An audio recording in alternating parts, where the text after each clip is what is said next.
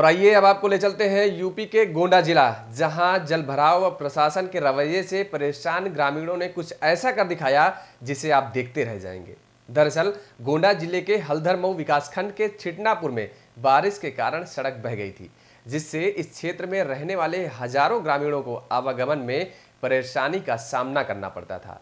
कई बार प्रशासन से गुहार लगाने के बाद भी जब मदद नहीं मिली तो इन ग्रामीणों ने इस परेशानी को हल करने के लिए खुद अपने कंधों पर जिम्मा उठा लिया और एक अस्थायी लकड़ी का पुल का निर्माण कर दिया। बीमार, बूढ़े, बच्चे व महिलाओं को देखते हुए ग्रामीणों ने इस काम को बखूबी अंजाम दिया, लेकिन प्रशासन अभी भी चुप्पी साधे हुआ है। सर, मेरा नाम बरकत अली शाह है। इसी खानपुर निवासी फकीरन तकिया के रहने वाले हैं। तो है जैसे बारिश हुआ टूटा है ये पुल, कम से कम 18-20 साल हो गया बने। जब गुरुप्रसाद लंबरदार की प्रधानी मौजूदा यहाँ के मौजूद थे, ऐसा जैसा मौसम देख रहे हैं आप, ऐसा पहली बार आया था 20 साल पहले। उनसे हम लोग एक बार रिक्वेस्ट किए, उन्होंने 2 बम्बा गिरवा के इसका रोड मरम्मत करा दिया। आने जाने का दिक्कत हो गया, सारी समस्या ख़त्म हो गई। उसके बाद इसको उनकी प्रधानी भी चली गई, जो भी प्रधान है उससे बोलते गए, इसका कोई मरम्मत नहीं किया। जब से ये बना, जब से इसका कोई मरम्मत नहीं किया, देखने तक के नहीं आए। अब इस साल में फिर ये समस्या आई।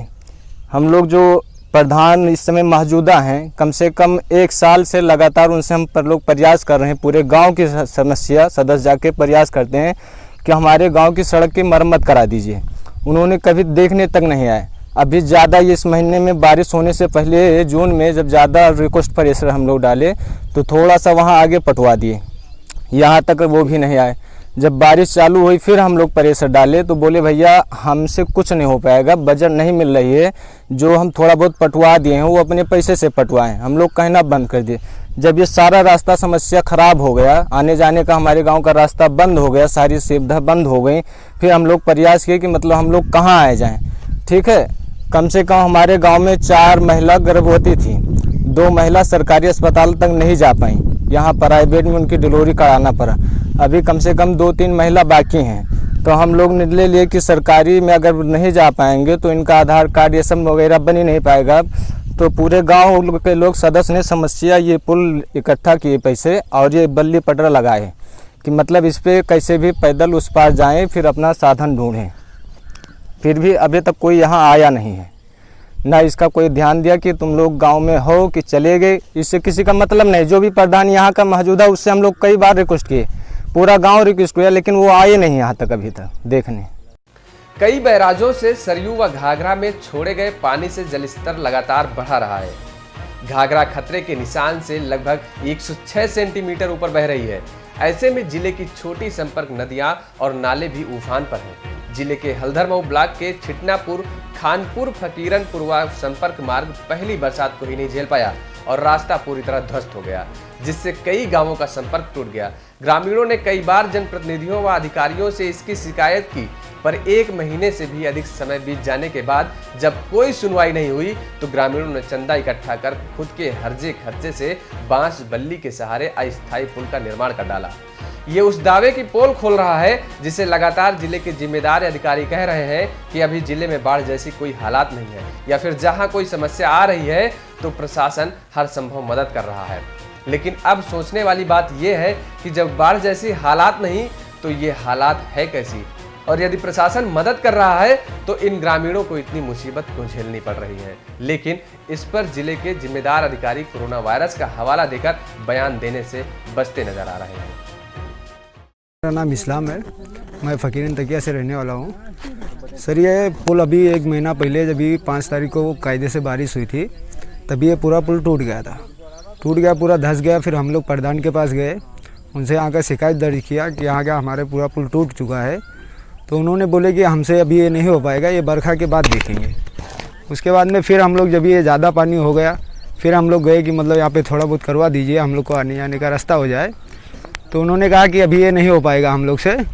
उसके बाद में फिर बरखा होने के बाद में दूसरे जब ये इलेक्शन होगा उसके बाद देखेंगे इसको। तो हम लोग बोले ठीक है, अभी उन लोग से नहीं हो पाया सर, तो हम लोग को आने जाने में बहुत तकलीफ़ हो रही थी, इसलिए हम लोगों ने अपने पास से पैसा इकट्ठा करके इसको बनवाया आने जाने के लिए।